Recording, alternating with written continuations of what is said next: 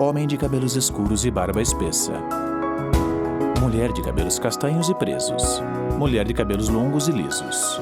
Sobre fundo branco há uma faixa azul com os dizeres: O que é ser deficiente visual? Episódio 1. Há o desenho de um homem com óculos escuros e bengala tátil atravessando uma faixa de pedestres. Você sabia o que acontecia com as pessoas com deficiência visual antigamente? E como eram vistas pela sociedade?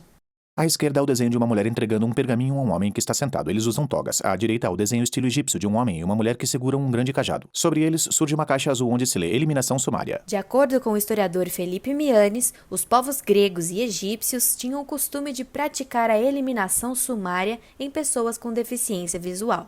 Termo usado para indicar quando uma criança com condição física nascia e era morta por meio dessa prática. Imagem de alguém na penumbra que usa um grande capuz. A pessoa levanta o braço direito com a mão espalmada para frente. Pouco tempo depois, ainda na antiguidade, as pessoas com deficiência visual passaram a ser consideradas como oráculos para a população.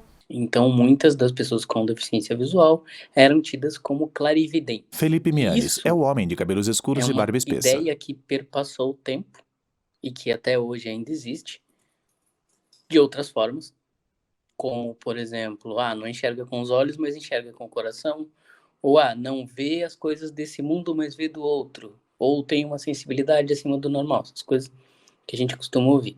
Desenho de um homem de túnica branca tocando a cabeça de alguém em uma escadaria onde há várias pessoas sentadas nos degraus. Já na Idade Média, as pessoas com deficiência visual ficavam isoladas, não tinham nenhum direito social e muitos achavam que era um pecado ou castigo ser cego. Quando começou um processo de institucionalização das pessoas com deficiência.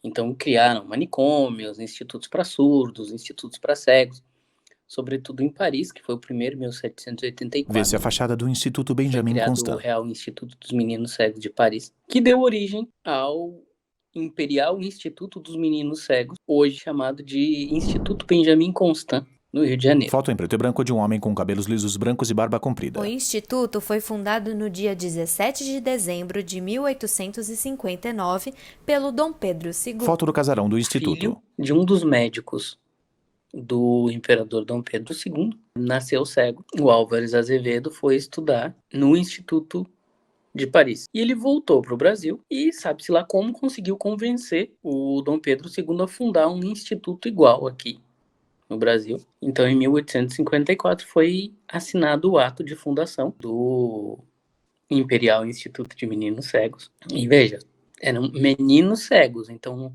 as mulheres cegas ainda continuavam apartadas do processo. No casarão, acima de grandes pilastras de uma sacada, está o nome do Instituto Benjamin Constant. O intuito era confinar as pessoas com deficiência visual para receberem educação especializada e retirá-las da sociedade.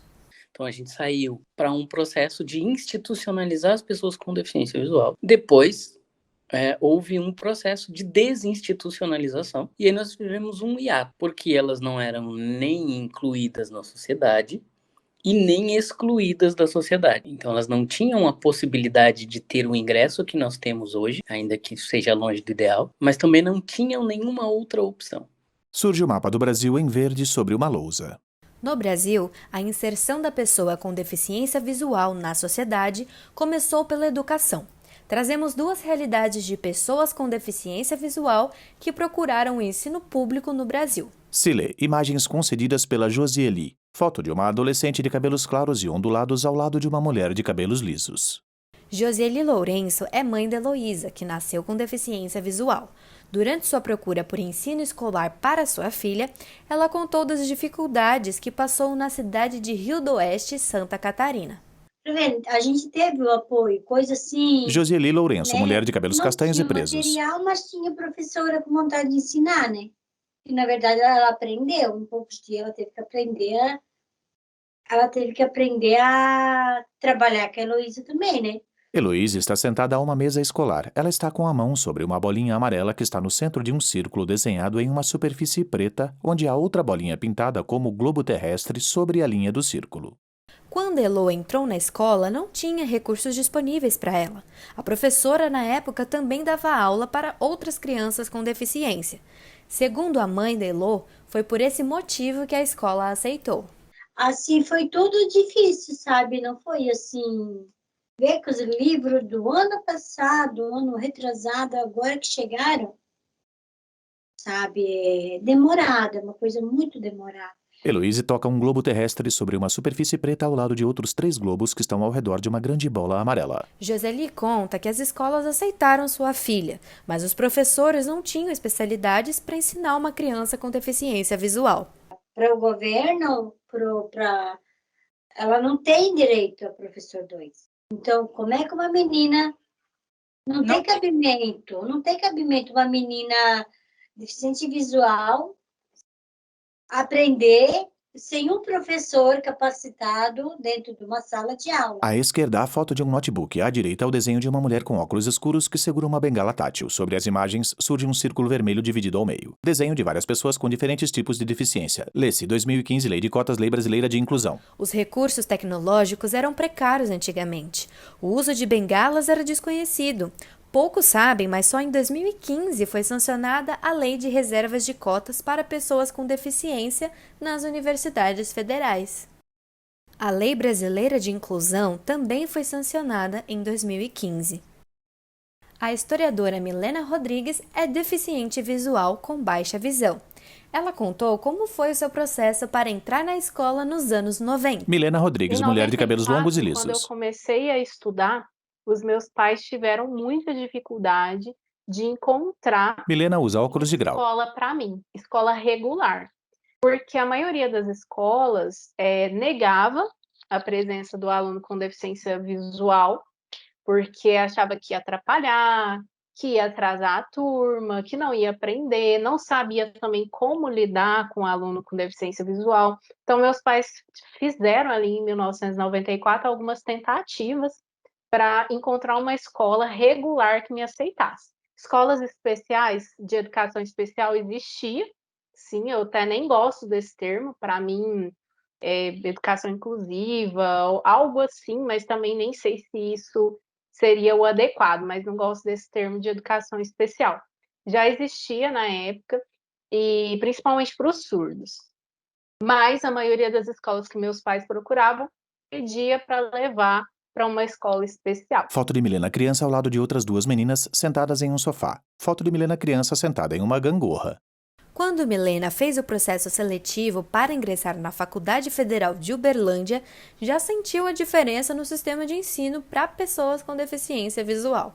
A gente já tinha prova ampliada, que no meu caso eu pude pedir, no edital já constava isso ali em 2007, que eu podia pedir prova ampliada, um ledor, que é uma pessoa para ler para mim a prova e passar para o gabarito as minhas respostas, até para escrever a minha redação, se fosse o caso. Eu gosto de escrever, mas se fosse o caso, se eu precisasse, também teria uma pessoa.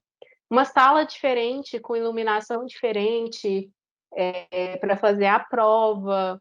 E 1 hora a mais também para fazer a prova. É até interessante falar isso, porque muita gente desconhece que tem esse direito, mas tem sim. Foto de Milena lendo uma placa em braille afixada em uma parede. Milena sentada a uma mesa em frente a um notebook. Ela olha para um celular que está afixado em um tripé. As leis foram necessárias para a inclusão de pessoas com deficiência visual na sociedade, principalmente nas instituições de ensino. A pessoa com deficiência, ela teve que lutar muito, né? Eu acho que esse preconceito deveria nem existir, mas precisou disso tudo, inclusive de cotas, para que a gente passasse a ver pessoas com deficiência nos empregos, nas faculdades, em todos os lugares e ocupando espaços, né? Personagens: Felipe Mianes, Josieli Lourenço e Milena Rodrigues. Roteiro e direção: Beatriz Cury, Esther Arantes, Laura Lopes. Edição: Bruno Rodrigues. Imagens concedidas pelos próprios entrevistados. Banco de imagens e vídeos. Músicas: Memories e Adventure. bensound.com. Royalty Free Music from Bensound. Audiodescrição: MEG Audiodescrição e Estúdio Inside.